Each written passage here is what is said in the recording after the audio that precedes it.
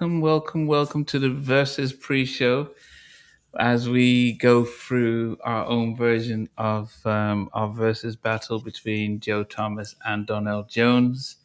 Um, I've got so much to say about this, but it'd be great just to hear from yourself, Stevie and Lorena, about this epic battle and your thoughts on it. I'll probably start with you, Lorena. Well, I am super excited because, of course, I'm a fan of both of their work, their discography. So I really am happy that they put this together. I know a lot of people have a lot of things to say, how they shouldn't have been matched up, but I think it's going to be really good. I Okay. have, What about you, Stevie? Well, I've come prepared tonight, folks. I've got a cup of South African tea, caffeine-free, of course. It's got a sweet taste, and it's made with some tree in South Africa, I do believe. So, yeah, I shall be enjoying that while we discuss two outstanding R&B artists this evening that have given us many years of great R&B, great albums, great memories. Yeah, I mean, this verse is it was announced and it seems to have exploded on social media, hasn't it? With people weighing in with their opinions and Mm. so it's going to be interesting. Going to be interesting. Yeah, my take is it's one thing is I'm glad Versus are doing an R&B matchup because most of the times they've been doing artists who are a lot more mainstream, mainly hip hop, and but this time they're catering for a particular genre, R&B, male 90s, and giving guys who probably, Joe doesn't do lots of media. And Donnell he would tell you he's an introvert, so he's not always out there.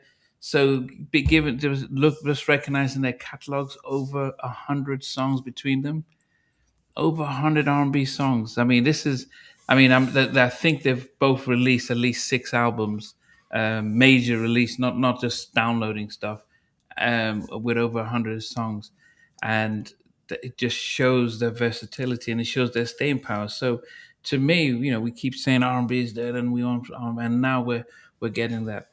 I think, like always, they'll never, did Teddy Riley and Babyface, were they really compatible? Babyface writes ballads and love songs. Teddy writes, New Jack and dance songs. And so on the face of it, they really weren't a pair up, but it was a celebration. So I think you can't start looking at singing styles and things and then just already suddenly just discount one or the other. Yeah, so I'm exactly looking forward to the well, it's going to be Thursday evening and in the US, but for us this night is a nice celebration ahead of it.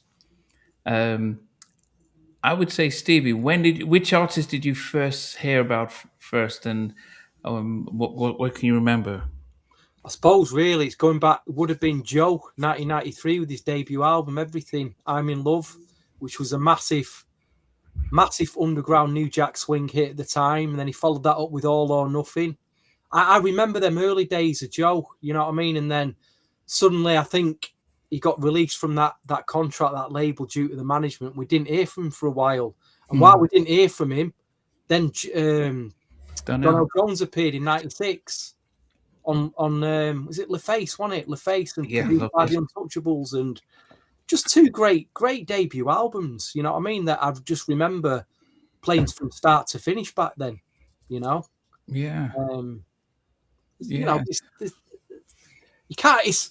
It's hard. It's a tough one. This, but these verses, are we going to sit on the fence tonight and just do a celebration, or we're actually going to give our opinions as to, is it a, there's people on social media saying this is a battle. This versus is a battle. It's not just a celebration. And there's people going, well, I'm with Joe, and there's other people going, I'm with Donell Jones. I mean, Yeah. has Versus ever got it right in terms of who they've picked to battle? Because I've not really followed him, to be quite. I watched the Teddy and Babyface, which when it started, it was a bit of a mess, wasn't it, with the sound and everything. And then on the second one, they just sat down and played the tracks, and that kind of worked. But I kind of missed the SWV. Was it SWV and Escape? Yeah. Yep. I mean, that was a good idea. You know, I mean that was, but I didn't watch it. I need to go back and watch that. Yeah. Well, I mean, Diamond Onyx, welcome. BC 1990, welcome. Derek out in Minneapolis, welcome, welcome. Lorena, I mean, I guess for you, thinking about both artists, what did you? Of course, because you have a track. Because you have a track. I definitely. I mean, it would be interesting because can you think about it? Rodney was just about, I think, 15 or something like that when he when he produced Don't Want to Be a Player. But yeah, Rodney, if you are able to even come on and just quickly give some thoughts about working with Joe, and Oh, it's going to be a long night. This, I can yeah, feel it. It's going to be a if long night. it would be great if you could. But Lorena, while we hope is Rodney does come in, Lorena, what about you? What are your thoughts on both artists? Because you must have discovered them both young. Yeah, I actually discovered Donell Jones before I discovered Joe.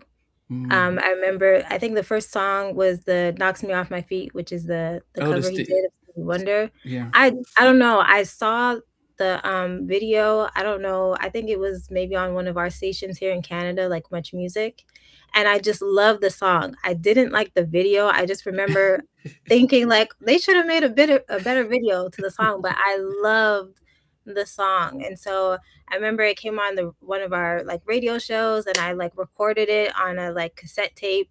And my friends all thought I was crazy because I loved this song, but I was like, I don't know what it is, but I just Mm. love it. And then eventually, I got into Joe's music, and his voice is just insane. And my mom had his albums, his CDs, and I think whatever year Donell Jones came out with his second album, my grandparents got it because of the cover. Wow. They thought it was a blues singer because of the look. We used to order CDs like over the phone and stuff, and so they saw the cover and they thought it was a blues artist, so they they ordered it. But then when they listened, they're like, "Ah, no, this is more for the kids." So when I would go to her house in the summer, that's when I discovered the album, and it's like one of my favorite albums ever. So this whole thing is super exciting for me. What about you, Nambi? When did you first hear of Joe and Donell Jones? What are your early memories? El Boogie, that's a good nickname. Oh, hey. And Mac comes, he's back. Um, I'm in Love by Joe. I remember that, and I remember that track because it was one of the times when R&B were doing the merger with with reggae. You know, Johnny Gill with Shabba, and so it was a definitely a nice track. I was surprised it didn't. Maybe you could have labeled this stuff, but it was that album and that song. Um, and I think at that time, I think the issue he probably had with his debut album was that it felt like, oh, this is what Aaron Hall was doing, this was R. Kelly was doing, and some of the songs sounded like he was trying to fit into that area. So probably, but the fact when he came, but then Donnell's Play in the Hood, it just felt like, oh, this, it just felt like a different vibe. It just, that's what I appreciated more. I wasn't too keen on Knocks Me Off My Feet as much because I think it was too many people doing Stevie covers because of Jodeci's lately. So Intro did one, Rhythm in the Sky. So I think I just was like, oh, good, it's another cover. But as I said, that Play in the Hood, and but I think Joe's second album, and I think both their Dave's second albums were the ones that really hit it for me. Because I think Joe's first five songs on his second album, sorry, yeah, were just like hit after hit after hit, and then Donnell's "Where You Want to Where I Want to Be." also was just an instant classic. So their sophomore albums were definitely their sort of their coming of age albums. I'm glad that their sophomore albums did better than their debut albums, because it meant that people could build upon that. Um, There's one thing I want to say about, again, this is all over social media, about the vocals of both artists. You know, you got two different types of vocals here. You've got Joe, who came out in '93. He's on the back of like church run vocalists like Aaron Hall, Charlie Wilson. He's doing all them big yeah, yeah, vocal yeah, runs. You know, yeah, yeah, that's where he's from. Whereas Donell Jones, you could say he ushered in the start of what I call, and a lot of people in the early 2000s, they were trying to call R&B a genre called R&B light. If you think of what Neo did with his very light R&B, like poppy sound, you know, where the vocals weren't out of the church and hollering and whatever. You could say, you know, Donell was kind of like he in the midnight. He kind of started that really, and then yeah, later on the 2000s, you had all these. You could say weaker R&B vocalists, male vocalists that came in that weren't as strong as say the Joes, the Charlie Wilsons, the Aaron Halls, the R. Kellys, but. yeah. And another thing we've got to say, another thing, everyone's going, Joe's going to wipe, you know, he's going to wipe the floor here. But it's all about whoever turns up on the night. Joe could be ill. He could be ill tomorrow.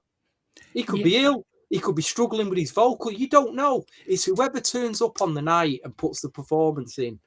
Yeah, I think About that.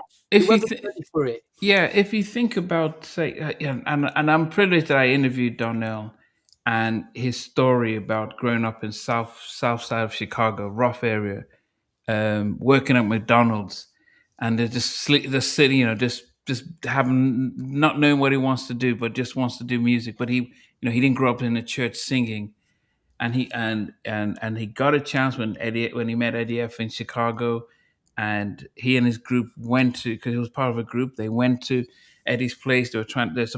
He was in the studio making music and producing, while the rest of the guys were just playing basketball and messing up. And they put a hole in Eddie's house, and he kicked them all out. But then he remembered that Donnell was not, was just focused and serious about his stuff. And Donnell was called back, come in and record a track. Play in the Hood was meant for his group. Eddie F says, call the guys back and let's see if they want to record the track. And all the other guys says, no, man, we're not, we don't want to do that. So that's how Donnell got his opportunity to become a solo artist. So Who's with us? Who's with us tonight anyway? Come on, let's shout Benzons. Ben, how you doing, sir? You made me laugh with that last comment, Benzons. Daryl's here, Jay Hood's here, Jez from Manchester's here, M Max here. He's back. We haven't seen him for a while, have we? yes. And of course we got super producer Rodney. He said, "Joe's sick. Will no comparisons." Okay, Well, no one's sitting on the fence here tonight, are they? No one's sitting I on the can fence. see. Well, yeah. But see, Donnell, he's as I said, he's an introvert. But Joe, as Stevie says, I remember, he grew up around. Remember Rob from 911? Yeah. Rob says that Joe was approached to be part of 911, I can believe that. and he was considering it, but then he got his deal when he did "I'm in Love," and so he couldn't he backed out of it. So he's got the church background, he's got all that stuff, but I think on the night it's what songs hit people. It's the song for song, and it's like it's yeah, they'll sing, but people's memories with the songs. So it would definitely be. It would Lorraine, definitely. have you seen either of these live at all? No, of course not. Nobody I comes don't know here. if you got to Canada, you might have seen Joe. She is Joe it. tours a lot. Joe does tour a lot. I've seen Joe twice. I've seen Oh wow. yeah. Yeah. No, I've not seen Donell though. But Joe, I've seen Joe in his prime, like 20 years ago, when he was really in his prime. Yeah. I mean, I've seen Donnell, and even when he came to London, we and hung out as well. So, uh, um, Do you really? You know? We've got the upcoming heavyweight boxing fight with Tyson Fury and Anthony Joshua, and most people are saying like it's like 5-10 years too late, and I feel like it's like this with Joe and Donell. They're not. They're past the primes now. They can still go out there and put a performance, but Yeah, 20 years ago, yeah, but no, different no, matter. but Different no, no. matter. But this is to see what we're going to see. Versus is really about the catalog. It is celebrating the catalog. When we had Shaka Khan and Stephanie Mills, they were celebrating the catalog. Yeah, That, you're saying celebrating the catalogue, but But I think online they're it going. It's a changed. battle. It's a battle. go ahead, It changed Lorraine. because I think in the beginning, like when Versus first started, it was focused on the catalog because nobody was performing live. Like for example, when Jonte Austin versus Neo, they were both playing their songs back and forth. Nobody was performing. So then we really got to know like their catalog, who they wrote for. But Mm, now Versus has evolved and now the performance part is in it. And I feel like that holds a lot of weight now. So we are celebrating the catalog, but I find like if you don't perform well during Versus, then that's what people focus on. yeah, yeah. Okay. I mean, as I said, they've got over 100 tracks, and would I would say that both artists. Was I who was I a bigger fan of back in the day? I probably would have said that I was more of a Joe fan. That I had more of his albums. I pretty much had all of his albums, especially after his second album, All That I Am, when that came out. Um, when that came out, it was just like, okay, this is song after song. And then I think I got Donnell's where I Want to Be as bought that album. If you're an Um, R&B fan, though, if you're a true R&B fan coming through the 90s into the 2000s, when Joe dropped an album, you'd go out and buy it. When Donnell had released an album, you just, you wouldn't be thinking Joe's better than, you just buy the yeah, album yeah, you're dropped. buying the album. Yeah, you're not. Just Yeah, buy the yeah, album. yeah. You're definitely buying the albums without. There was no. I would say this that the only person that I did think was, I thought Joe was. Um, the comparison I had with Joe was R. Kelly, and like he was a step below R. Kelly. That was how I felt during the '90s. It just felt like okay, because there was Joe, there was Avant, and it felt as though how everyone was trying to go in that lane. But then what Joe did was that he kind of tried to do tracks that R. Kelly didn't do. Don't Want to Be a Player, um, Good Girl. So there was different types of songs and different types of vibes that you kind of then said, yeah, okay, he's in his own lane, and stuff.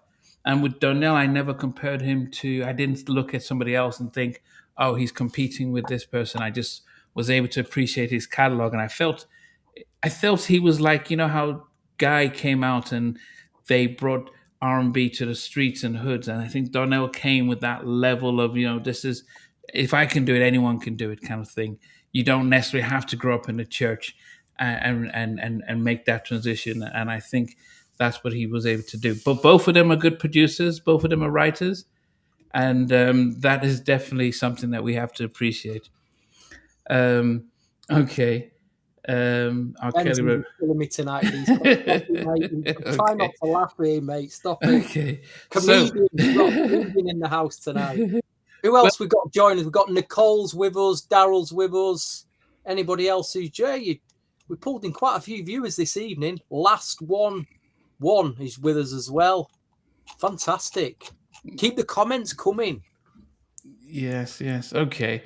So, I mean, it would definitely be good to. I'm just putting my list together here. I decided to be a little bit more organized. Oh, no, this is not going to work. I decided to be a little bit more organized today and have my and put my list out on a spreadsheet. Normally, I put them on my I have them on my phone and stuff. But yeah, so guys, what we for those watching and as taking part, we what we're going to do is like if we're thinking about both catalogs because if you were starting at what number 10 is, so we're going to say, Joe, for Donnell, this is what number 10 is to me. And for Joe, this is what number 10 is for me. And then we'll do that until we get to number one. So there will be 10 of each songs and stuff like that. And at the end, each one of you could say, this is who you think was your favorite and stuff. I'll see how brave we are towards the end. But what we're doing is we're going to celebrate both their catalogs and stuff. There was an opportunity to try and do a master top 20 and see who would have occupied the top 10, but it wouldn't be fair because I didn't want us to take this versus as a competition, and I definitely wanted to make sure that people could celebrate both artists. Well, happy birthday, Colin! Our good Yeah, friends in happy Colin. birthday, Colin.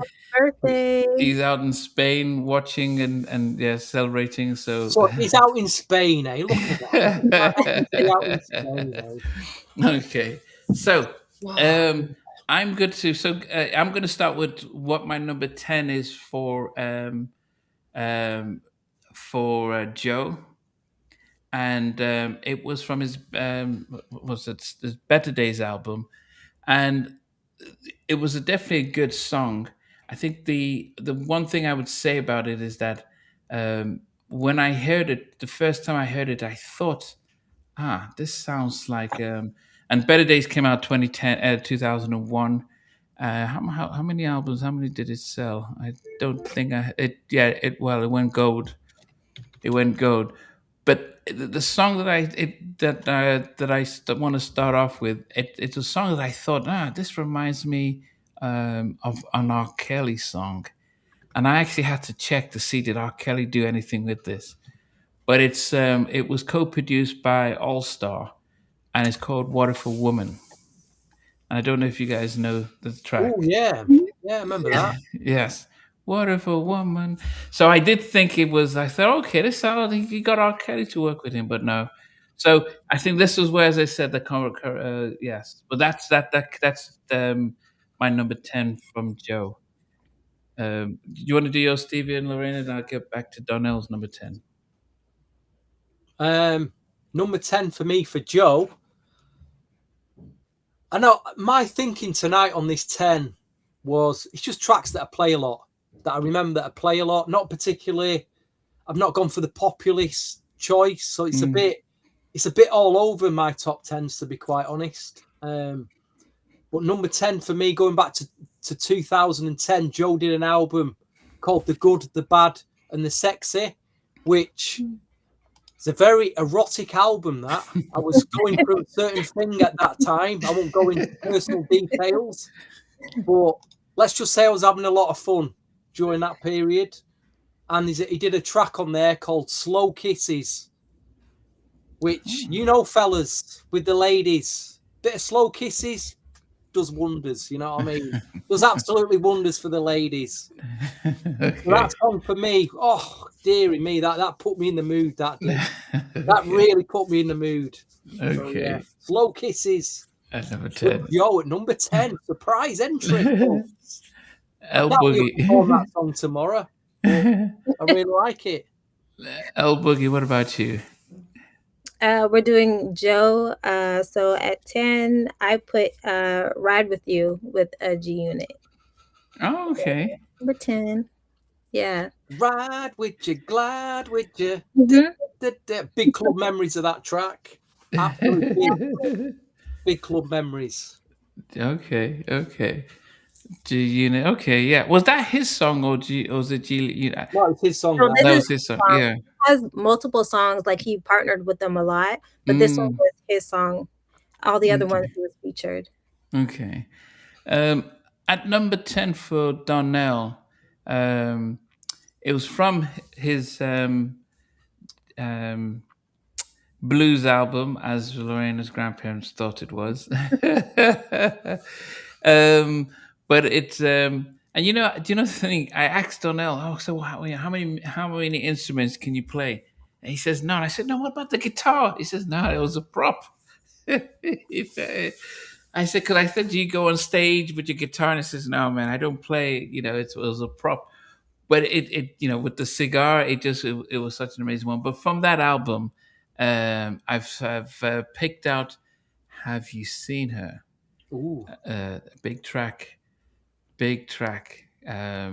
So, and that I would also say that was my favorite of his albums, and so. But "Have You Seen Her" number 10. All right. wow. Yes, Stevie, what did you get for number 10? For Donell Jones, I dug out the Journey of a Gemini album.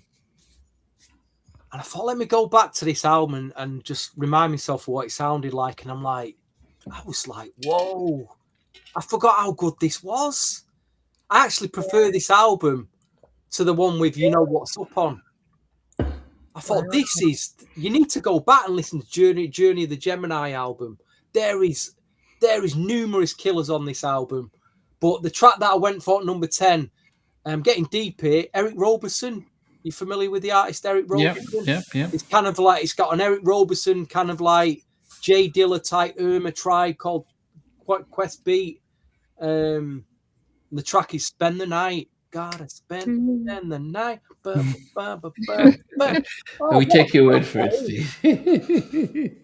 Okay. No, it was that hip. Jez, remind me of that hip hop group. Slum Village, that was it. It's like a Slum Village type Eric Robertson vibe, Spend the Night. What a jam that is. Honestly, go back to that album. That could be better than the You Know What's Up album overall. There is many kills on that album. Yeah. What did you get for number 10?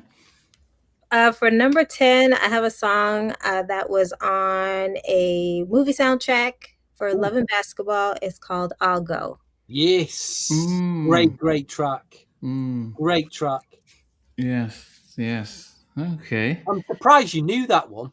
Really surprised you knew that one. I'm impressed. I'm really impressed that you know that track. That got played a lot over here on like the Soul Connoisseurs Club circuit. Okay. The real like soul, and I thought it was only them that play, only kind of in that little field. They didn't really. It just sneaked away that track. But it's a great track. That. So uplifting. So uplifting. For me, going to number 9 for Joe, it is also from his Better Days album. It's strange how it didn't do as well as his My Name Is Joe album, but Let's Stay Home Tonight. Ooh, that's a nice track. Yes. Definitely. It was definitely a vibe with that. And as I said, I made it a point. Okay, Joe's new album. I would say that the R. Kelly, Joe, Brian McKnight. When it came to R&B males, those were the I would just always have to. Okay, they've got a new album. I need to buy, listen, and stuff, and then I'll pick up like Maxwell or Donell and stuff like that. But it was just like those were the ones you just go out and get, like a Mary album. You just get it, so you don't have to hear a couple of tracks. Yes. Yes, Stevie, what is your number 9 for number Joe? 9 for Joe? I'm going to the And Then album from 2003, which, my God, there's so many tracks on that you could pick. There is so, and I didn't even pick And Then. Oh, that's got Ride, it's got, dear me. I picked More and More, the R. Kelly sounding track. More and More. Okay. So there you go then. There you go. You did you think it was an R. Kelly sounding track or what, the Joe accepted an R. Kelly track, did he? No. It was done by All Star, but when he says "What if a woman," R. Kelly wrote that song. No, it was Joe and All Star. Was it? So it wasn't R. But it sounds like R. Kelly. It sounds like R. Kelly. That's what if a woman do? Yeah, more. Yeah, more and more. Yeah. And I'm like, I'm now. Look, why didn't I pick And Then? And then is like, oh my God, and then, and then, oh, what a thing that is. Oh goodness, Lorena, what about you?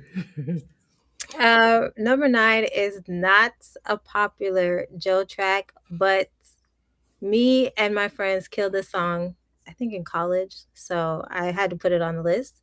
and it's Where You At featuring Papoose. Ooh, where you at? No, I like that. Yeah. I even played that in a club at the time. Oh, I bought it had it on 12-inch single vinyl, still in the shrink wrap. Jez, still in the shrink wrap. Jez will know what I'm talking about, and Benson's, he knows what I'm talking about. But I remember playing that in a club at the time. Where you at? A warm up track, not a like main club track, but it's a very good track. That Let me go back to better days and see because everyone's. Yeah, when you let me see. No, okay. Well, sorry. What was the song you picked? Which one, Stevie? more and more. Okay, no, that wasn't the. No, that wasn't. That was the R. Kelly track. Sorry, because you said the R. Kelly sounding track, but that was R. Kelly's track. More and more. More and more. The I one. think he'll perform that tomorrow night. I think he'll perform that. Yeah, the one that I yeah. So the yeah. So that wasn't the one that I. The one that I picked was "What If a Woman." That's what I said was like an R. Kelly sample stuff, but That's more. like your David Foster pick, that isn't it? What if a woman? What if a Okay. woman? So we've so that yeah. So number 9 for Donnell is a song written by co-written by Eric Williams of Blackstreet, and Donnell says that when he was approached to have some songs, he was like, "No, I want to write all the album songs by myself." So he listened to it and he was like, "Oh, okay, maybe even though I'm a writer producer, I could look and get help."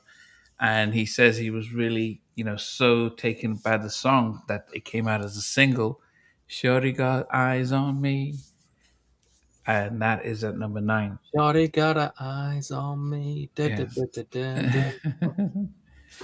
Yes. So Just nice. I just thought it was nice. hey, it's a vibe, and that's the thing. Donell it was a vibe. He's on a vibe level, where you just play the tracks and you just like you can chill out with it, and I think it's different than an artist that would just like a Johnny Gill album where you kind of you're halfway sleeping and listening to a song and you jump up because he's taking you to church and like stuff. But Donell had that just a nice vibe flow with it. Okay, Steve, what's the number?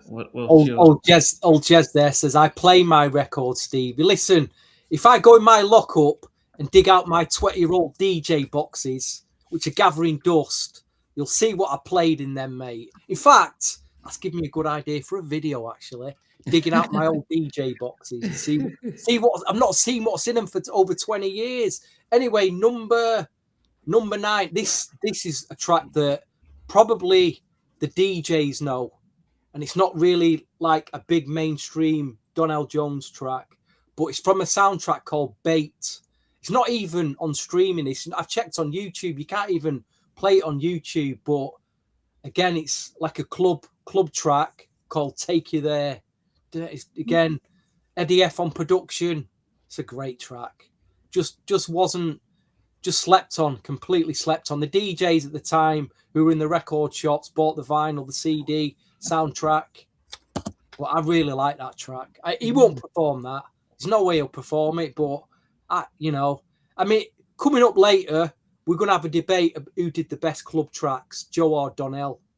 And I'm leaning towards Donell. Club. I'm not talking about slow jam, I'm talking about club tracks. I think Donell has the edge, but we can debate that later. Wait, what's the name of the song again? I have to Take You There. Take You There. I'm taking my notes. Yeah. Go ahead.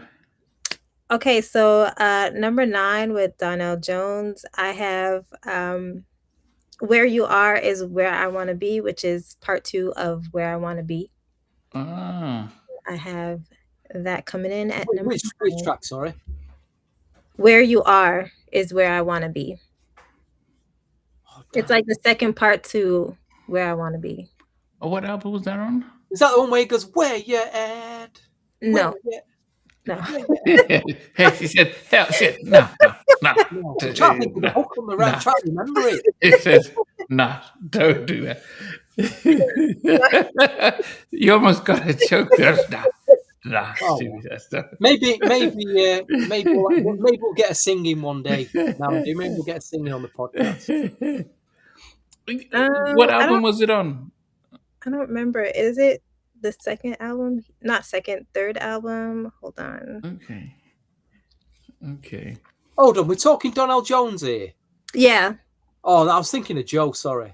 Okay. Okay. As you Where I find it. wanna be. So, where am I at now? Number 8 for I need to get rid of these numbers because it's confusing me. Number 8 for Joe is yeah. I mean, they in 2001, 2001, we weren't getting too many people singing songs as good as Treat Her Like a Lady. But that is what Joe was singing about, and it was it's definitely songs that we missed. But that's my number 8 from Joe. Treat Her Like a Lady. You've really gone for the David Foster track. I'm Really going for the good ones. Yeah. Yes. Okay. What about you, Stevie? I've gone with Joe's possibly his best club jam. I just remember this again in the clubs when I was out, being played all the time, dancing to it. Ride With You, I think Lorena already picked it. It's my number 8 with G Unit. Great memories of that track. Ride with you. Okay. What about you, Lorena? What's number 8? Number 8 for me is it wasn't a single, so let me look to see what album it was on. It was a song called My Love, and it is on the Ain't Nothing Like Me album by Joe. Ooh. So it's a song, I think, yeah, it was produced by Brian Michael Cox, and Jonte Austin was one of the writers, called My Love. So yeah, that comes in at number 8. Okay. I'm just looking at the track list for that. Again, I've not played that album for so. If I Was Your Man, I remember that. I do remember that track. Go Hard, that was another one. So these albums are so strong, so strong. That's why I say the whole idea is to celebrate their catalog because some of my tracks are some of the maybe our favorite ones, but if we went through the albums, it would be almost impossible. We couldn't easily do a top 10 for both of them if we went through their entire catalog and just compiled, because at any time that would change. But it just shows that unlike most times, we probably will have maybe 5 songs in common in different places, but I don't think most of us. Okay, Lorena, what did you No, get in the bed? it's you. Oh, it's me. Yeah. Okay, so at number 7 for me, oh goodness, this was a track that yeah, I'm sorry, I was trying to go into details and stuff, but it's Joe Love Scenes. It's from his All That I Am album. It was that's such an amazing album, but that track itself, the storytelling and everything on that album. Now you're talking, Namdi. Now you're talking. Yeah. Finally, he gets there with a real killer track. The all killer tracks with Love Scene by Joe is. Oh, dear me, that is. I forgot about that. I put it in. Forgot about that one. Love Scenes, yes. Lorena, sorry, Stevie. Ooh, what album's this on? I think it's one of his later ones. Let me just check. No, it's not on that one. It's not on. Oh, was it on Better Days? No, it's not on Better Days. Was it on? No, it's not that. It might be even an earlier one. What's going on? My Name Is Joe. Is it on this one? Oh, I can't remember what album it's on. My Name Is Joe. What's on this one? Anyway, the track I picked for Joe at number 7. This is a killer. Priceless. Girl, you're like a rare jewel. You're priceless. Oh my God, what a hook that is. I wonder if he'll do that one. People in the chat, do you think he's going to perform Priceless? Think he's going to drop that one on him? I'd love to see him sing that one. Which album was it from? Someone remind me. Joe Thomas, the New Man. It's not that one. God, how many albums has he done? He's done about... He has a lot of albums. Not 15. 1, 2, 3, 4. It's 5, and 6, then that 8, album. 9, 10, 11, 12, 13 albums. He's done 13. And 13, I'm including a Christmas album, and I've left out a live album. 13 albums. So, and I'm saying, being conservative, saying that's that alone is over 120 songs. Yeah, and then that's the album that it's on. And then many. Yeah, you're right. Yeah, I was looking at it before. Why did I not see that? That's how strong that album is. It's on the And Then album, which has got Ride With You on it. And Sweeter Than Sugar. What a great opener that was. More and More. You drop your dime. How did I not pick that one? It's hard. They have so many. Very hard. What an album that is. What year was that again? 2003. Great album. Okay, who's next? Me. We're doing Joe. Yes. So number 7, I put Let's Stay Home Tonight. Let's Stay Home. Oh, you both like that one. Yeah, I do like that song. No, it's a very catchy record, that, to be fair. Okay. It's a good club warm-up track, that. Well, it was back then anyway, but I remember DJs, R&B DJs playing it. It's like between 10 p.m. and 12. People coming to the club, getting the first drink. You'll get that track on. Just a good warm-up track. But nobody goes to clubs anymore, do they? So, you're sounding old tonight. You're showing your age. Okay, going to number 7 for Donell. There's a track that I don't think too many people remember, and it's off his debut album. Ooh. And even though I'd heard it a long time ago, I remember during the pandemic, I saw this video of these two dancers dancing in a black, two dancers, male, female, doing almost like a ballerina kind of stuff. And they had this song in the background. Let me see. And it's from his debut. It was from his debut album. And I had set it up. I Want You to Know from My Heart album. And maybe because when I listen to the song, I can see the video, but it was that just sort of a tender type of song. But that's at number 7. If you haven't listened to it, go to My Heart and look into I want you to know. That's one of the tracks that are skipped on that album now. Okay, really was. That's understandable. Go ahead. What's about you? One of the albums that are skipped, Namdi. Mm-hmm. Yeah, go ahead. What's your number 8 from the debut album? No, we're not number 7. Oh, sorry. We skipped number 8 for Donell. Oh, we did? Yeah. Oh, sorry. Okay. So number 8 for Donell. Mistake. It's a song that it was a brave song for him to do. It was but almost a song that you don't really hear too many guys sing about. But He Wouldn't Hurt You. And that's from the Where I Want to Be album. The subject of about domestic abuse and things like that. I remember Karen White having a song off her third album in a similar type of vein. But for a guy to sing about that definitely was an interesting concept. But it's such a powerful song and such a powerful message that doesn't really get shared around. So I think just for the message and the song itself, that is at number 8 for me. That's an interesting pick. Now, I wouldn't have seen that one coming either. I wouldn't have seen that one coming. You have dug a little deep this evening. Right. Stevie, what about you? Well, there's nothing really deep about my inclusion from his debut album. It's the lead-off single, one of his bigger tracks, In the Hood, the Players version.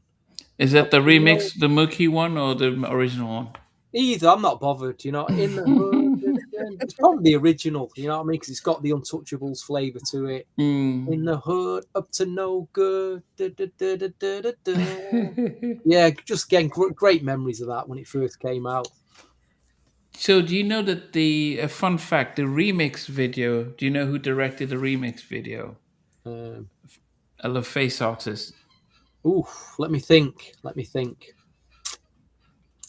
Well, it wouldn't have been Jermaine Jackson, would it? No, it was. It wasn't weird to the bad, but it was LaFace artist. Let me think. Someone from TLC? Could be. Ooh. Billy from TLC or T-Boz? It was T-Boz that did. Wow, I never knew that. And he said that he was so shy that he was not looking at the camera, and she had to cut. Donell, look at the camera. You're singing to the camera, and he was like, "Oh goodness." He was such an introvert. No, but that's what he said. He says if there was a club and a party, he'll be the guy in the corner. So he's not one of those outwardly people. So he was just sharing how hard it was for him to. He would rather just being a producer, writing stuff, releasing the album, just staying at home instead of having to perform. He's had to work on stage and performance over the years, and he's getting better at it. He would say. But then he's come a long way. Yeah. Listen, let's not write off the comments coming in. Let's not write off Donell Jones just yet. Let's see what happens tomorrow night. I'm not saying he's gonna flawlessly beat Joe or anything, but let the guy come out and do his performance. Give him some credit. You know what I mean? He might surprise a few people tomorrow. But remember, who was it that we seen? If crucified here before he's even sung a note. Do you know if you've watched Mary on stage, she hardly sings. She says a few of the stuff, passes the mic, but the audience are there just singing to the song. And I think we underestimate the fact that the audience love. They sing the song, they sing along. I mean, did you guys see the video of Timbaland in Australia?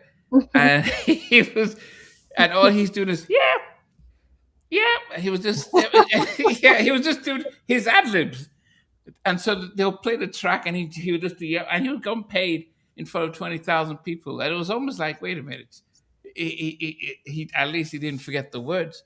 So it was almost to say, look, the audience just loved the nostalgia of the songs, and they'll sing along. But it's not to say that he's just gonna do karaoke. He definitely will sing and bring it. And sometimes you want to underestimate. You want the audience to think, oh, he's just gonna be a whiteout. Patti LaBelle. As I said, Stephanie Mills and Shaka Khan. Some might say should have been a mismatch. And Stephanie won that almost by first round knockout because one was prepared and one wasn't. So who knows? Anyway, Lorena, are you able to watch this live tomorrow on your time, Canadian time? Of course, I will be watching live. We're going to miss this, Namdi. It'll be on at like 2 a.m. our time, which will be on a Friday morning. We're going to miss this, aren't we? Will it be on YouTube, though? Didn't they put it on YouTube after?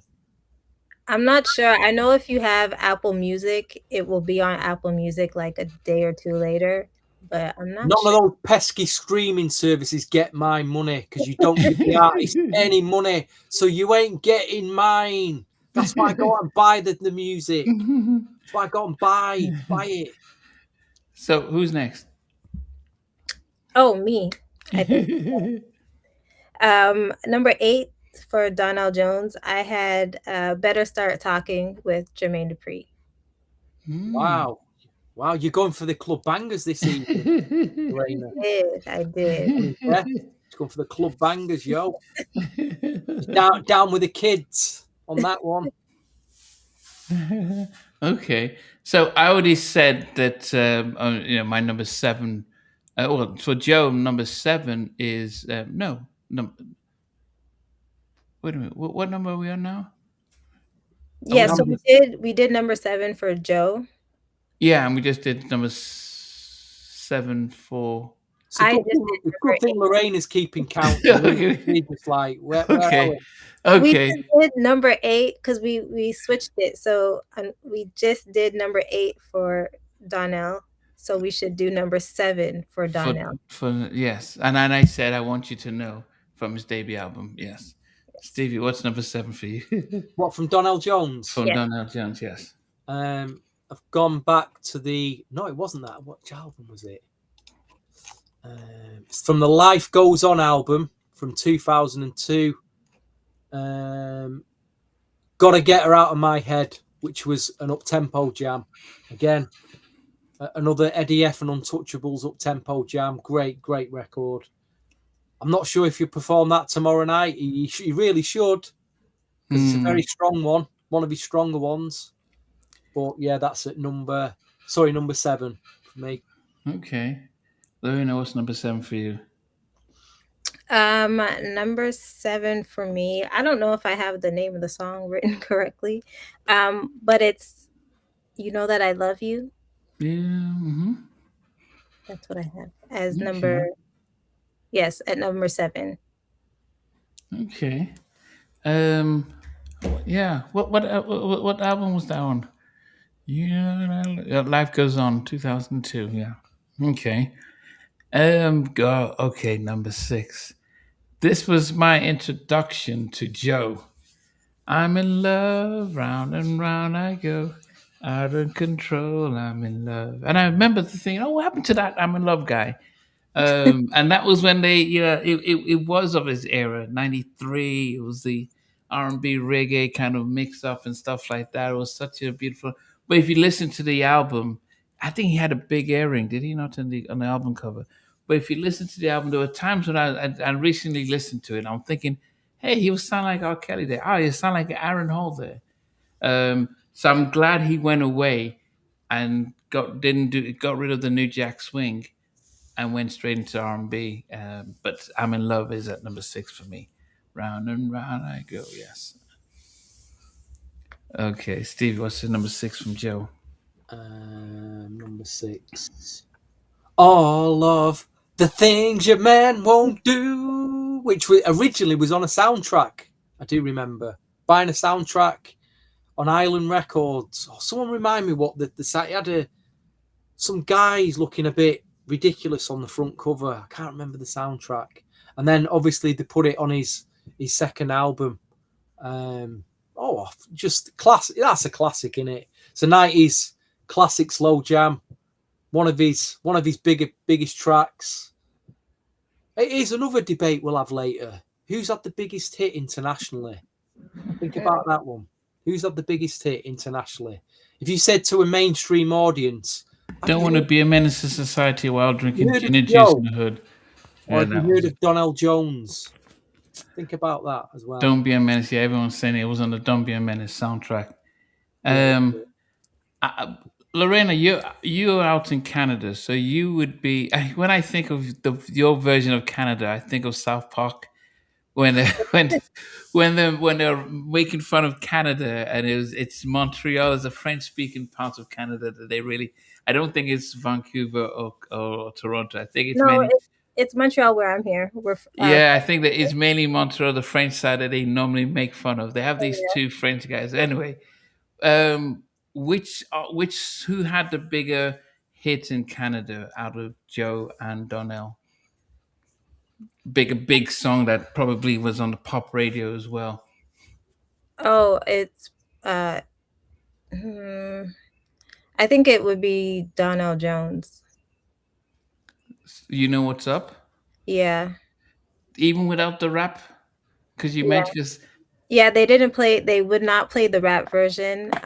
But I think it would be Donell Jones. I feel like I didn't hear unless it was like a black show on the radio, like you didn't hear Joe being played. yeah. And Stevie, who would you think had the bigger track in the UK Between which what? between Joe and Donnell? Who do you think most mainstream people would, Well, you that's know? what I was saying before. Who's had the bigger hit, international Yeah, hit? that's what I'm saying. Who, Who, from you, who's I more wasn't. main? Donell Jones, without doubt. Yeah, okay. Because if I ask anybody, I think Joe's biggest our song is "Stutter," the remix, which got to number one. But that's I didn't even like that version.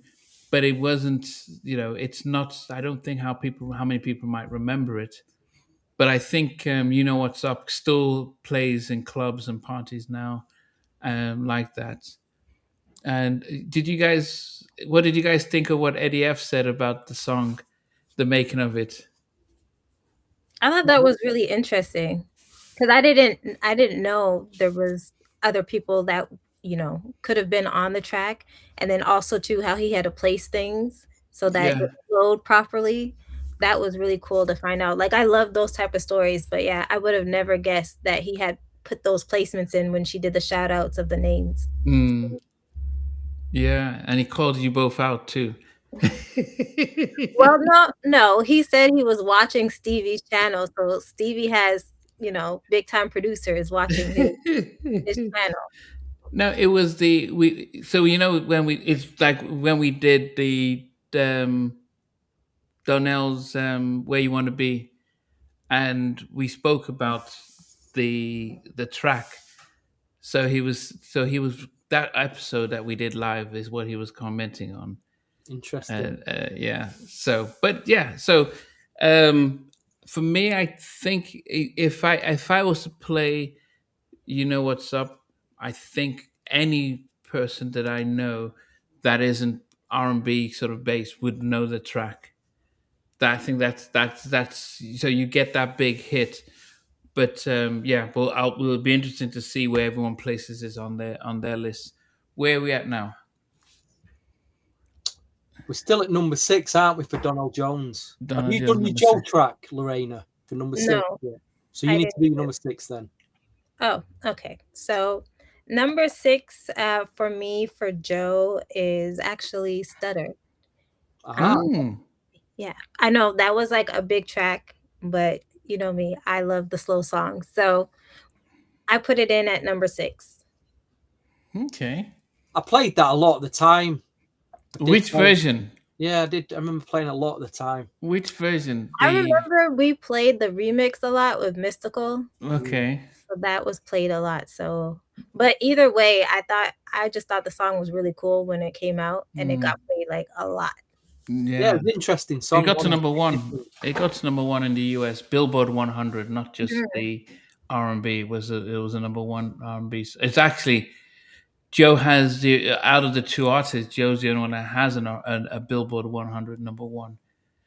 But the what's up had a bigger staying power Mhm. and a bigger impact.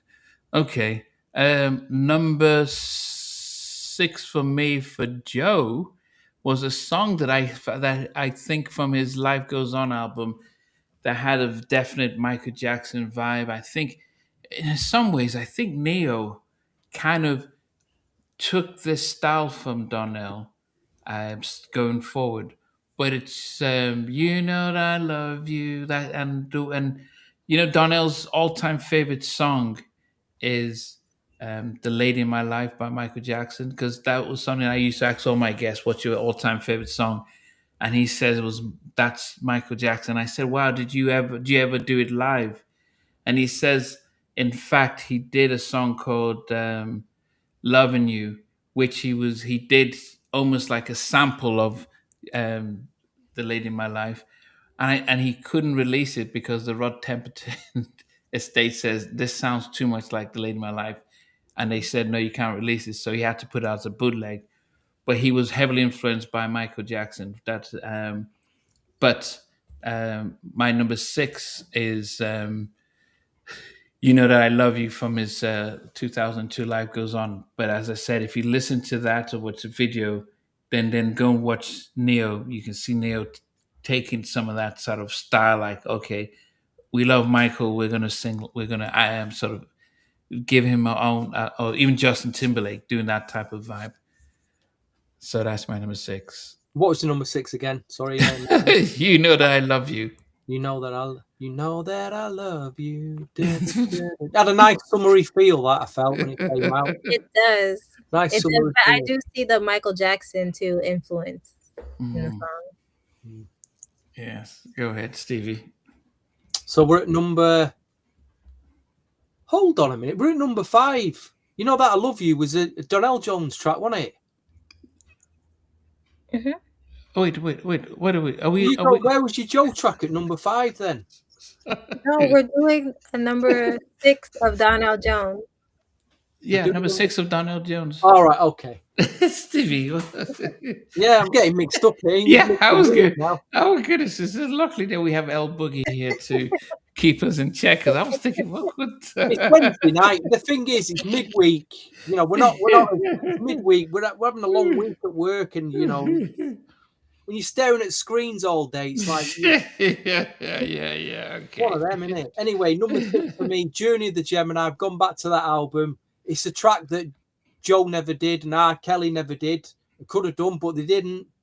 But it's an absolute killer, this, and it's my wild card. My absolute wild card, and it's a track called Ooh Na Na Da Da Da Da Da Ooh Na Na. Oh my God! What? Go and listen to that track. Oh my! I sent it to you tonight, Namdi, on WhatsApp, and I said, Namdi, you need to listen to this, mate, because I think even you'll be like, yeah. Okay, you said it was a track that did it not get released, or what did I couldn't understand what you said? The Gemini album. It's a slow jam, but it's an absolute killer. Oh, okay. Again, it's a bit slept on. Okay. Yeah, I remember you said it. Lorena is here to keep control of the old men. You, yeah, of course, because I was like, Stevie just. I was confused. Listen, mate, you forget we've got a ban. We've got a ban button here. You know what I mean? We can always get our red cards out and get banned. Ban anyone with these comments. Oh goodness! Only kidding. So, Lorena, what's? So for me, for number 6, Donell Jones, I have I Hope It's You at number 6. Hold on. I will let you know in 2 seconds. Life goes on. Okay. Just make sure you're just not making stuff up. Yeah. No, I am a Donell Jones fan. That's a bit of a wild card pick as well, I think. It is? Yeah. Oh, okay. Yeah. It's not like one you'd really instantly spring to mind, like my Una Na. So I reckon that's a wild card pick. I mean, Namni's had quite a few this evening, to be fair. Quite a few. Okay, number 5 for Joe. You know, this is a song I must debate here because I think I don't know if I like this song because of the producer. That's I'm not sure if it was because of the producer, but this was a time when he was doing a number of tracks with co-producing with other people like Roy Hamilton and others. So he did this track. He did Portrait, Liar, and Damn. He also did stuff for Casey and JoJo as well. But this was Stutter by Joe. It was initially sort of Teddy sort of it was produced by Roy Hamilton. He brought the original track to Teddy, but it was much slower.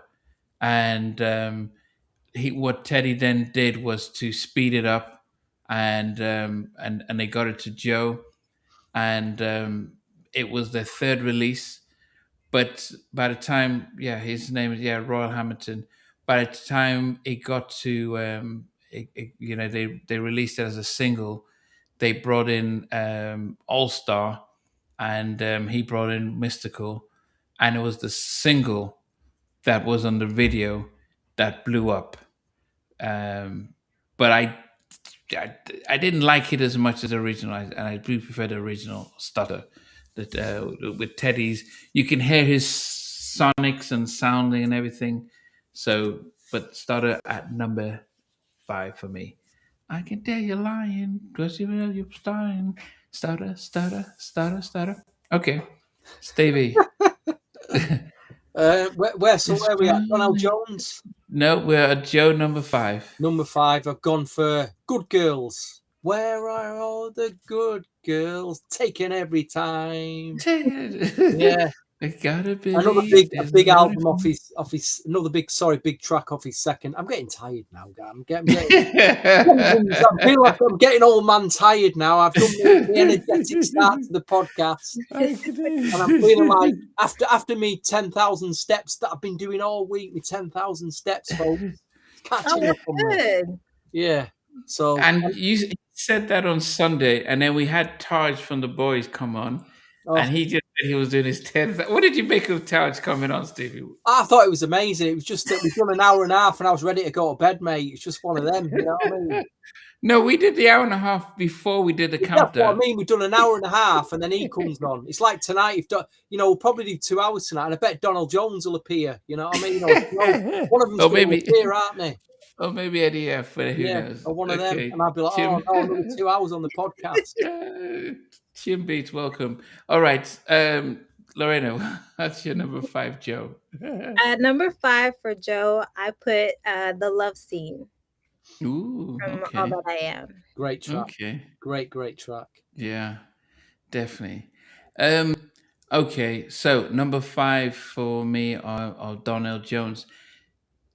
It was really interesting the fact that, so for those who don't know, Eddie F called me up to tell me the behind the scenes of the making of You Know What's Up. And he initially had, he reached out to Emil and Eve and Minstress Bleak and all these kind of people, couldn't get them. Then Ella Reid suggested Left Eye. And Left Eye did the track, he did all the ad libs and all the stuff. But then the label says, we don't think we really like the rap. So what? Let's cut it off from the album. That? Yeah, the label. So Eddie had to say, as a compromise, we'll put the non-rap as the first single on the album, and then let's put the rap as a bonus track. So if you have the cassette, you may not get the Lisa version on it. But when they did the video and Left Eye came out looking all elegant and stuff, and the song blew up, everyone in the label says, oh, this is great. We knew it and stuff like that. And hence they started to push it, and that blew up. But just so it's interesting as I say that, because if this song, as it was released without Left Eye, it's a different track without her. There's something about the energy with the two of them together, so it's at number 5 for me for Donell. You Know What's Up, featuring Left Eye. Say what? Eddie F, Darren Lighty, Left Eye. Okay, go ahead, Stevie. Number. The rap. So you got You Know What's Up at number 5. At number 5, yes. Man, you need a red card for that. Straight. No. What is going red number 5? What planet are you on, mate? At least it made top 5.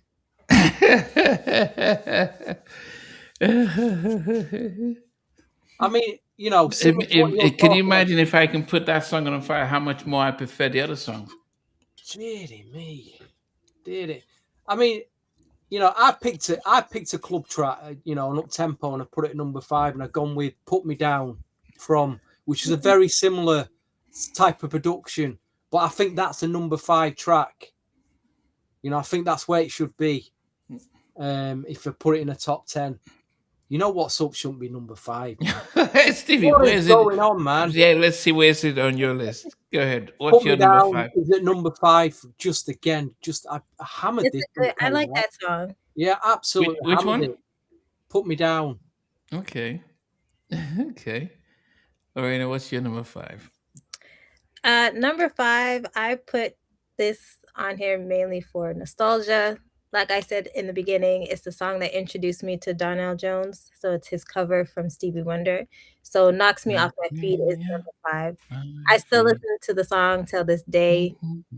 Still don't like the music video. But but yeah, I had to slip that in there still. We got Randy Sam here saying he wants to sing a song. Oh, the good girls were taking out of time. Okay, yeah, that song made number 11 Donnell for me, and I think the reason was that I think it was just a Stevie cover. Everyone was going to do it. Even Blackstreet did it. Love's in Need. Mhm. It was such a like the labels was just so okay. Let's get a Stevie cover, and Stevie Wonder was making loads of money because of that. Like, yeah, okay, make covers. Um, but now number 4 for Joe is I Wanna Know from the My Name Is Joe album.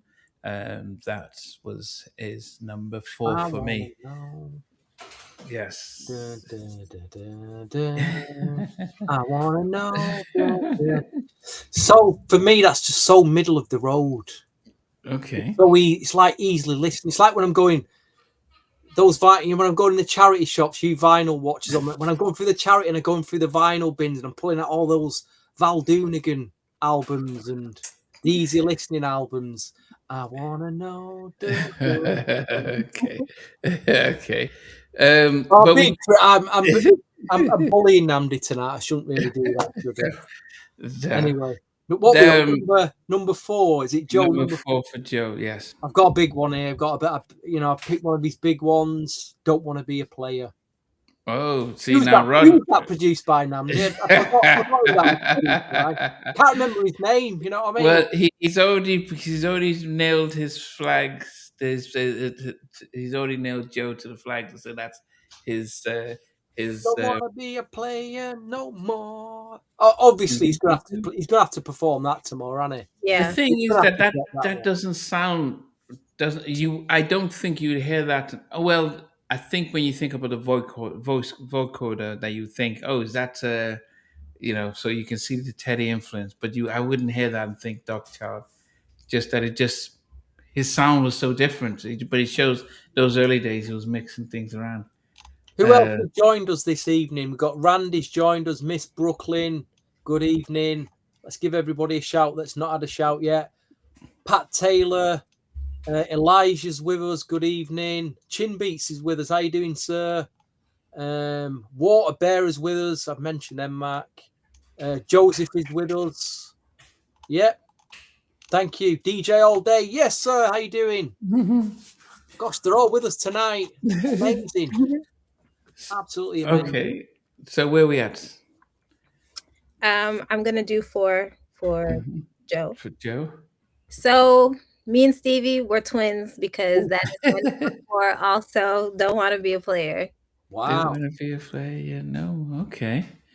Don't wanna be a Okay. player no more. Number 4 for Donnell for me is my first introduction to Donnell, and he came out in '96.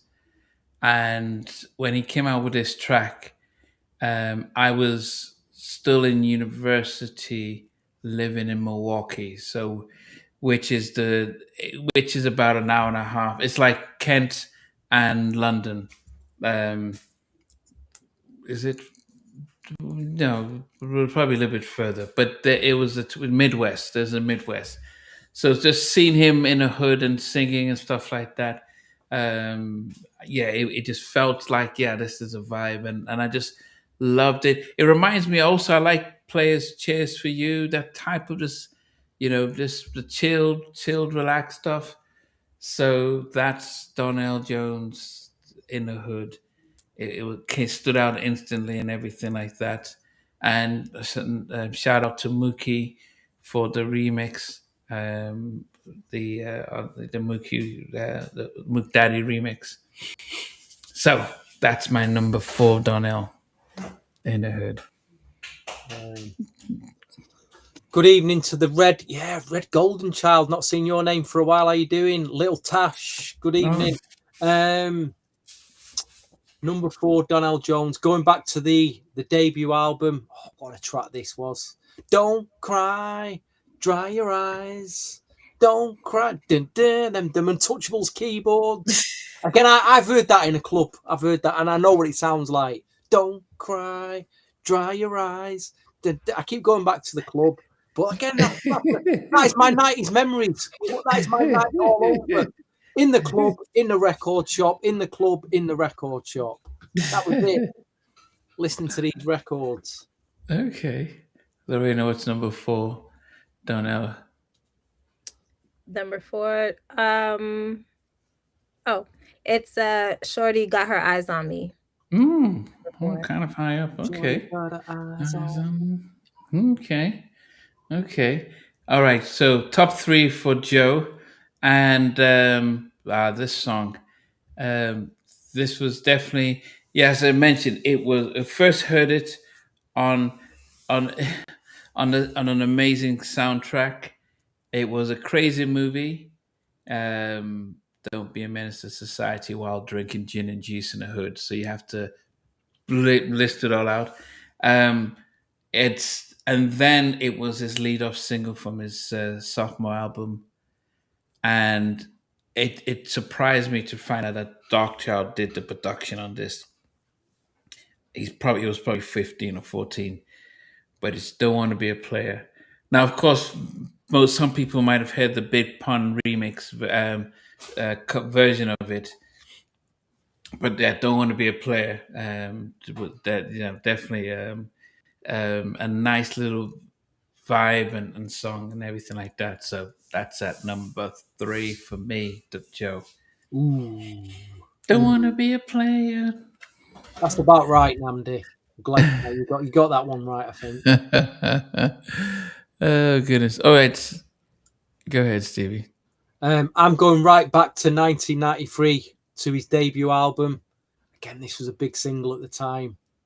It was if you were around that year. It had a big lately bass in it, and then dun dun dun. It's a mid tempo. Then I got All or Nothing, baby. Dun, dun, dun, dun, dun, That mid tempo dun, swing track. dun, Had a million remixes. I remember get the 12s, and there was the Georgie Porgy remix on a promo CD single. But that was at the time that was a big track for me. That a lot of R&B swing heads were jamming that track. Got it all or nothing, baby. Da, da, da, da, da, da. Just great memories again. Great memories. Okay. I wonder if he'll play. I doubt he'll perform that one tomorrow, though. We'll see. We shall see. He should do. Yeah. Yeah, but it's song by song. I don't know if it's going to be like back in the day where it was song by song. Like if somebody plays this, you play a song to knock it off and stuff. But anyway, Lorena, what about you? That's what they usually do. They still have it like that. So they want to have good songs that match up with each other. Yeah. For number 3, for me, I went with Good Girls. Oh, okay. Yes, okay. Let me go to number 4, Donell Jones. Oh goodness, No, such number a three, Namdi. yeah. You know what's happening is that I don't know. I don't know what happened here. It has. Yeah, that's probably why I need to get this stuff out here. But number 3 is This Love. Um, It's from love. yeah, This Love from Donell Jones. I mean, I think going through this, we're not picking the same songs in order, but we're realizing that Donell has a catalog. He has jams, he has songs, and at any one time, it could you get the right vocal backing tracks, get the right band to really vibe, and you just turn it around. So I that's why I said, you just be, just this is different. He knows this is big audience, and he's got Eddie F that's going to be in his corner, and the whole Untouchables crew will be out there getting all their stuff. So it'll be interesting. So I mean, who else is in the Untouchables? You may have who else is in Untouchables? I don't even know. Intro might be out there doing backing vocals and stuff. So all right, Stevie. Wow. Benson said, was it All or Nothing or I'm in Love, which was for rhythm and bass? I don't remember either of them being for rhythm and bass. I remember, what was it, Tell Me, that ended up on the Groove Theory album. That was Yeah. rhythm and bass, wasn't it? But I don't remember them tracks. Maybe you can enlighten me. Anyway, what have I picked at number? What we on? What we, Uh, three number Donell Jones, is it? Number 3, Donell Jones. Yes. I should have put this at number 1. He's probably one of my favorite. It probably is my favorite Donell Jones track. This. I don't know why I put it at number 3, but it's Yearning. Baby, I'm yearning for you. I hope he sings that. Please sing that tomorrow. Baby, it's one of the killers from that debut album. Probably is the killer track on that album. Baby, I'm yearning. Oh my god. Lorena, what about you? Number 3, I put This Love from the Where I Want Oh, to Be album. okay. Okay. Okay. Okay. How do you not both pick Yearning? Come on, Yearning. We'll listen to that record. Okay, going to number 2 for Joe, and it is a song that's yeah, I mean it's one of those songs where I don't did I ever experience no, I don't think I ever experienced this. Um but it's Good Girls. You know, I gotta believe there's a Roni for me somewhere in this world. Where are all the good girls taken every time? Yeah. Beautiful track, amazing track. The vibe. I mean, that is something that we took for granted when we had men singing very uplifting, positive songs to women at a time where hip hop was really, especially the West Coast gangster rap and G funk was just denigrating women. You started having, there was a difference. And over time, the labels decided, what, let's just bring this down and turn up the volume of hip hop and let that type of thing dominate the airwaves, and it just changed the landscape. But just look at all what we were getting, the not just the songs but the context of what they were singing about, and they just decided to put a hold on that. So anyway, Good Girls is number 2 for me. Yeah, good choice. Good choice. I think you may have already picked this one, Namdi, but I put it very high up. One of my greatest memories of Joe back in 1993, his big New Jack Swing track, I'm in Love. I'm in love. Round and round I go. I love that record. I love the video in the summertime in the park. He's walking through the park. A lot of people don't even. A lot of Joe fans don't even know that. Joe, you you call yourself Joe fans. You don't even know the first album. You don't know the first. You don't know the first album. They could say the first album, his debut album on Things Your Man Won't Do. His debut album on Jive Records. That's what people might think. But okay, Lorena, what's it for you? Number 2 is a song that's on My Name Is Joe. I feel like this was like an era, the end of an era where people were like dedicating songs to people on the radio. So it's I Want to Know that comes in at number 2. Okay. I wanna know. You went for that record as well. Yeah, I had it at I wanna know. number 4. Get the sleeping bag out, please, guys. Get the sleeping bag It's out. a good song. I can't wait up till 2 a.m. for him to perform that one. I'll be fast. And he is gonna perform it. It's probably gonna be one of the top 3 songs. If he performs that, Donell Jones wins. Well, I don't think Donell is going to play this song, but it's a travesty if this song doesn't get a mention. Joe, don't do it, Joe. Don't do it, Joe. Don't make us all fall asleep, please. One of my favorites from Donell, and oh no, from the Where I Want to Be album, Pushing. I just love that track. That to me, has more of a, and maybe because it doesn't. I mean, you know what's up is such a big song and it's being played and played and played. But Pushing, I listen to it and I just have a very fresh vibe to it. I'm like, Wow. oh man, Wow. why didn't they release? But then the album was so big that they just didn't fit in any more videos. But I wish this song was on a different album and he released it. But Pushing, loved it. So that's at number 2. Interesting. Number 2 for Donell Jones. I'm going back to has been mentioned already. I was surprised. Lorraine already mentioned this. Didn't think you'd have this in your top 10, but I've gone for it. Number 2, the Love and Basketball track. I'll Go. Again, great memories of buying that CD. And at the time, I was again out on a Saturday night in some of them, especially soul clubs, hearing that record. You know, great uplifting track. Completely slept on. I wonder if he'll play that tomorrow. He won't, will he? He's not going to sing that tomorrow, is he? He should do. I hope he does. Yeah. I'll go. Someone mentioned, hold on a minute, let me go back down the chat a bit. Someone mentioned a killer. Was it No Interruptions? Which is an absolute killer. Who mentioned No Interruptions, please, in the chat? No, it's the Red Golden Child. Look at it here. Yeah, no, somebody else before him mentioned it. Was it J Jones? Okay. Can't remember, but what a track that is. Oh, that is a track. Okay. Who's under number 2? Lorraine. No, that's it. Yeah. Number 2, Donell Jones. Oh yes. Number 2 for Donell Jones. I put You Know What's Up with Left Eye.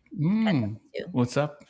Okay, goodness, God knows what's going to be at number 1. Okay, so before we go to number 1, I'm just going to go through my Joe top 10 before I get to number 1. And I had What If a Woman at number 10, Let's Stay Home Tonight at number 9, Treat Her Like a Lady at number 8, The Love Scenes at number 7, I'm in Love at number 6, Stutter at number 5, I Want to Know at number 4, Don't Want to Be a Player at number 3, Good Girls at number 2, and I Won't Stop Until I Hear Your Mother Scream at number 1.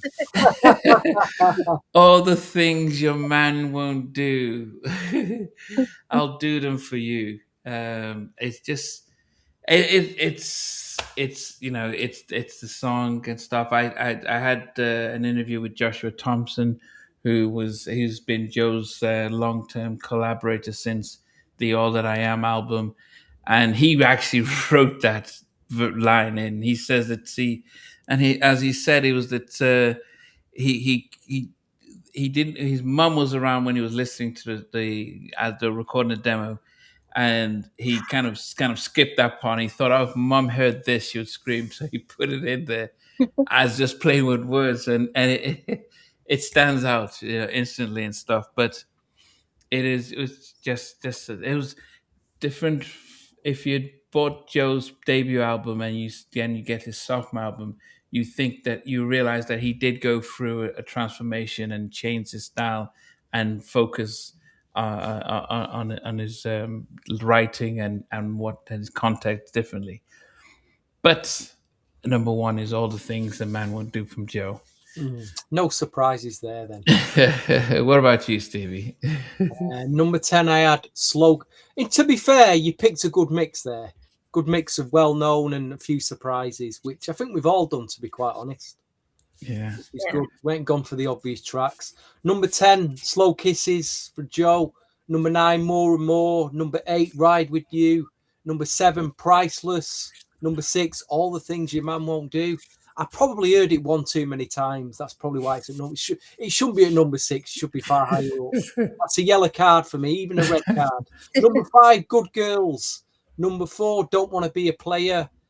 Number 3, All or Nothing. Number 2, I'm in Love. And my number 1, and I'm going to test you, Joe. You call yourself Joe fans, the real Joe fans. Let me test you, really, really test you here.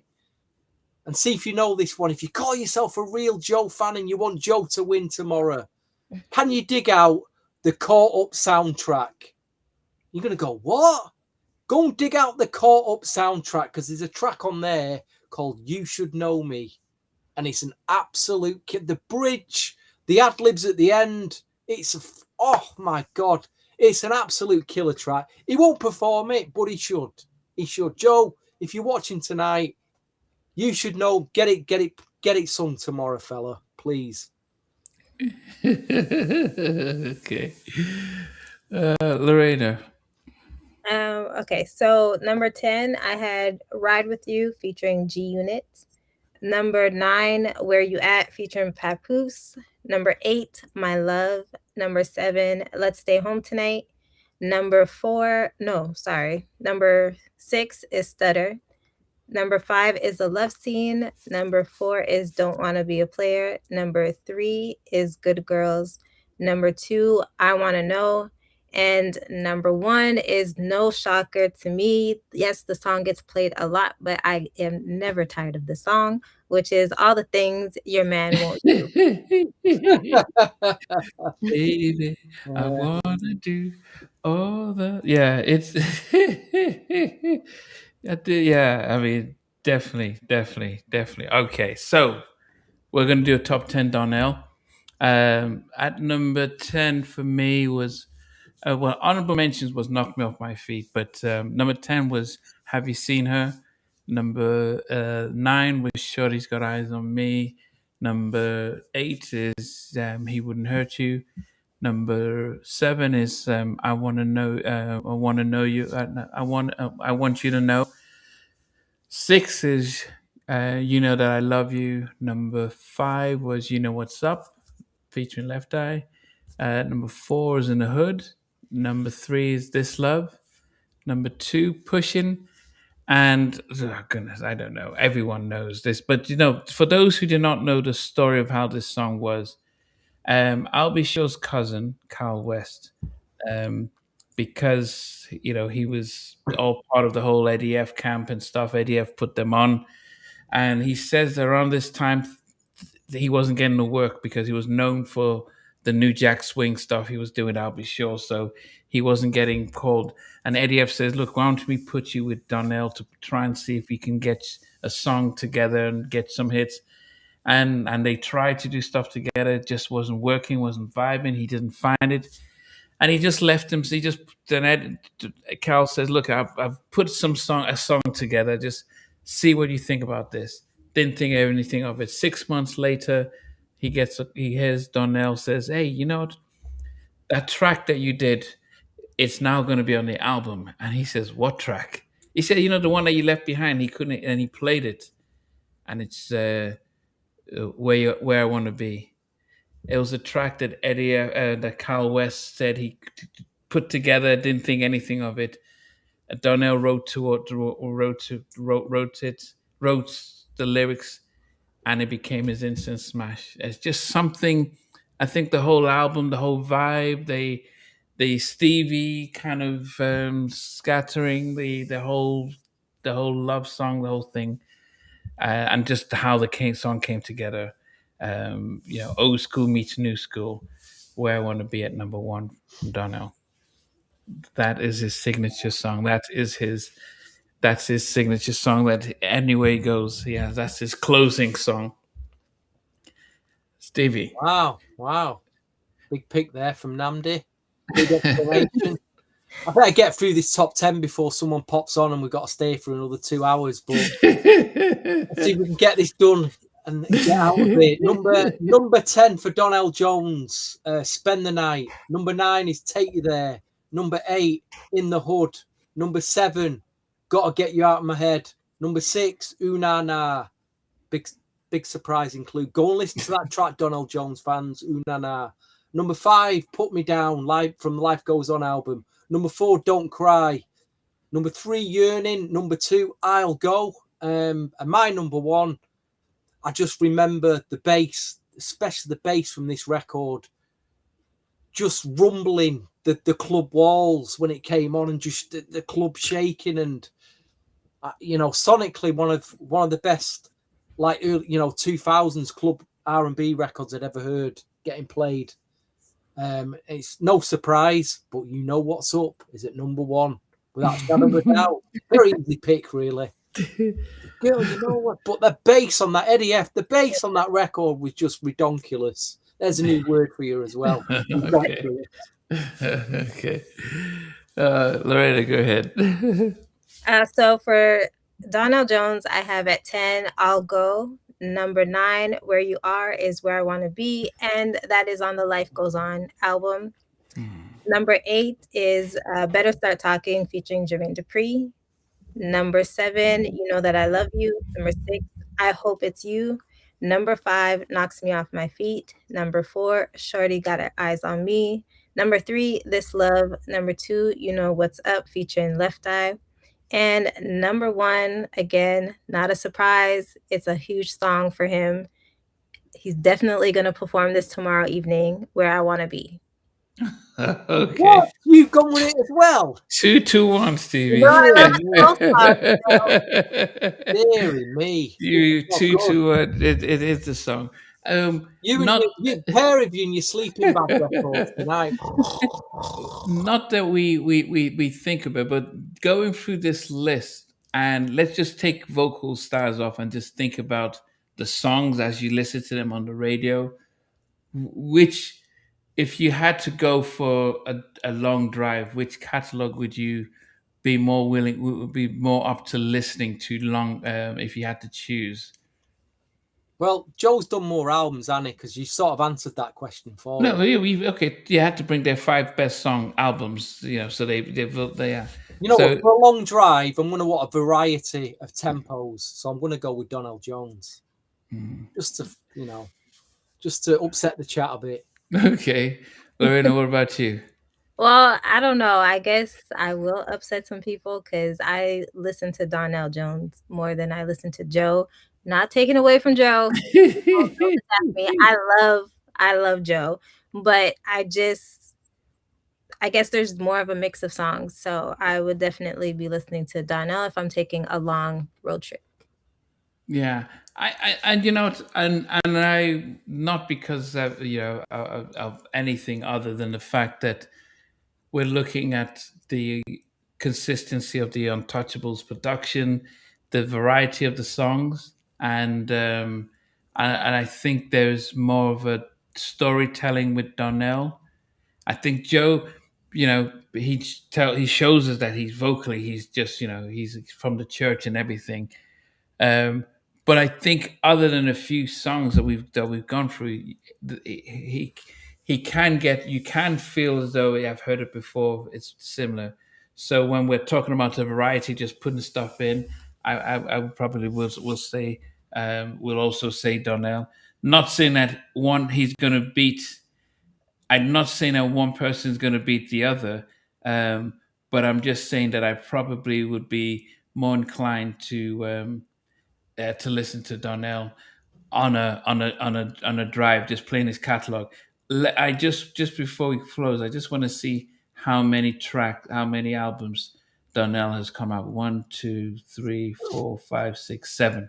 1, 2, 3, 4, 5, 6, 7. He's come out with 7 albums, 6 studio albums. So, and that's almost, I would say, 10 songs on each one, over 70 songs. So yes, definitely, I think yeah, they're definitely, but we're celebrating both of them. I think, Lorena, out of all, you probably be able to watch it and give us an update.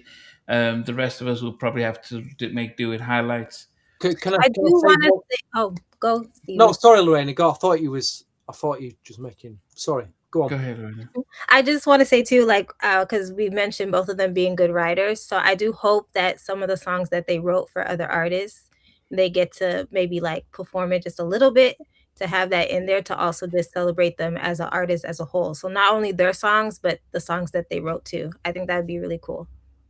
Okay, which ones would you which would you think from either one of them?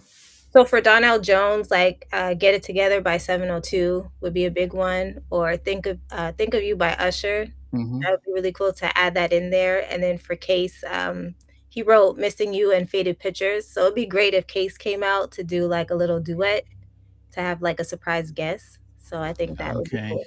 cool. Okay. Well, yeah, Fading Pictures. Joe. Tim and Bob produced it for Joe, and then he says, "Nah, I think either he or the label said they didn't like it. Then they did it for Case. It blows up, and then he said, yeah." But anyway, Stevie, what were you gonna say? I was just gonna comment on, because the Amex, from what I'm seeing on social media, it's not good. It's not good. It's like everyone's saying, and I think majority have agreed that vocally Joe's going to turn up tomorrow. Yeah, he's going to to church. turn up. He's going to, but you've got this other half and a lot of keyboard warriors already crucifying Donell Jones, already crucifying him. You know what I mean? And before you get on your phones tomorrow and you start, your keyboard warriors and starting crucifying the guy, there's an old African saying. It's an old African saying. And it goes something like this: let a man die first before you bury him. And I'll just leave you with that. Let the man die first before you bury him. Okay. I wish you all a good night, folks. Stevie, you and Benzins are doing something on Sunday. What should they look out for? Was going to do a Chris Bender tribute. He made a couple of albums, late 80s, early 90s, and he tragically got shot at 19 years of age. So we're going to do like a little tribute to Chris Bender and do an album review. He did an album called Draped, which is a fantastic little album. So that'll be 9 o'clock on Sunday. We was going to do it on Thursday, but with all this Donell Jones talk, I'm pushing it back to Sunday. So we're going to do that on Sunday at 9 o'clock. So any halftime chat viewers, remember, as Chris Bender, do join me on my channel live on Sunday for that. And Lorena, any new interviews to see on Total R&B? Okay. Hopefully soon I will have some new interviews. I'm working on it. So maybe we should plan an A-Star podcast. Yeah, okay. Anyway, so guys, get ready tomorrow on Complex, as well as Apple and Instagram, to watch the stuff. We will probably be back sometime within the week. We may review it, but the three of us will come up with a different album that we're going to review and still celebrate the 90s. But thanks as always for everyone who joined in. The Dark Child, thanks for joining in. I know that you produce Wanna Be a Player, and you're definitely going to be supporting Joe. But we always appreciate the love that you give us. And but we'll catch you guys later. Take care. See ya. Hey guys, thanks for watching. Thanks for being a part of Halftime Chat. Please remember to subscribe, share, and comment. But most importantly, why don't you become a member of Halftime Chat? We've got amazing videos, amazing perks, and being able to support the channel. But anyway, thanks for watching. Take care. I never participated in that category. And somewhere in between us, or even loving us, on which I did miss you. What was it like growing up? she's still making an impact on 4 houses down. I have a couple pieces. Trying to get this one and that one. That works for you, but just for me, No. Okay, you're okay. They don't understand what Jonas Boys and men and all spirits. Play it.